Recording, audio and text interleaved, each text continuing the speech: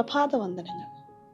മർക്കോസിൻ്റെ സുവിശേഷം 6-ാമത്തെ അധ്യായത്തിൽ 2 പ്രധാനപ്പെട്ട അത്ഭുതങ്ങളുണ്ട്.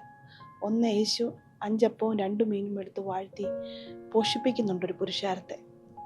അതിനുശേഷം വീണ്ടും ശിഷ്യന്മാർ ഒരു ബോട്ടിൽ സഞ്ചരിക്കുമ്പോൾ കാറ്റും കോളും വന്ന് വഞ്ചി ഒലയുന്നത് കണ്ട് യേശു അടുത്തോട്ട് കടന്നു ചെല്ലുന്നുണ്ട്.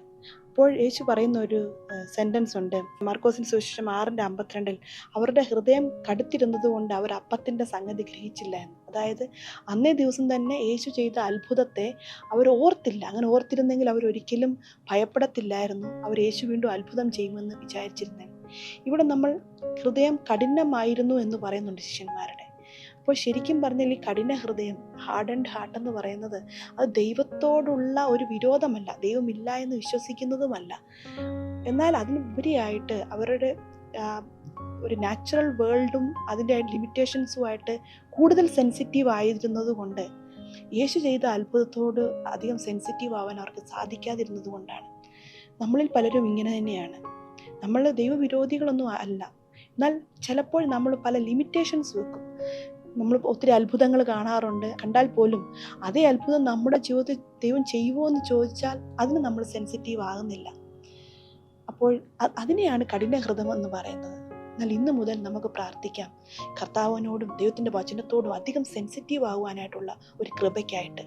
സാധാരണയായിട്ട് നമ്മൾ ഭയത്തോടും ഫിയറിനോടും ആ ഒരു ഡിസൊബീഡിയൻസിനോടും ഒക്കെ നമ്മൾ അധികം സെൻസിറ്റീവാണ്.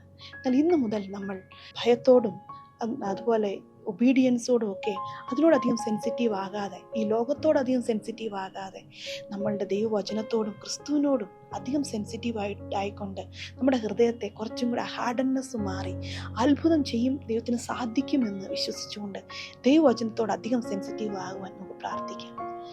ദൈവമായ കർത്താവെ, ഞങ്ങൾ ഒരുമിച്ച് പ്രാർത്ഥിക്കുന്നു. ഇന്ന് മുതൽ കർത്താവെ, ഞങ്ങളുടെ ഹൃദയം ദൈവവചനത്തോട് അധികം സെൻസിറ്റീവ് ആകട്ടെ. ഞങ്ങളുടെ ജീവിതത്തിൽ ദൈവം അത്ഭുതം ചെയ്യുമെന്ന് ഉറച്ച് വിശ്വസിക്കുവാനായിട്ട് കർത്താവെ ഉള്ള കൃപ അങ്ങ് തരുന്നതിനായിട്ട് നന്ദി കർത്താവെ.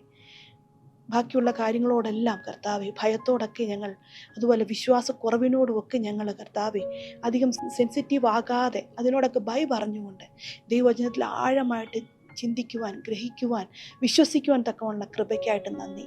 ഞങ്ങളങ്ങേ സ്നേഹിക്കുന്നപ്പ, ആരാധിക്കുന്നു. എല്ലാ മാനവും മഹത്വവും എൻ്റെ യേശുവിൻ്റെ നാമത്തിൽ. ആമേൻ.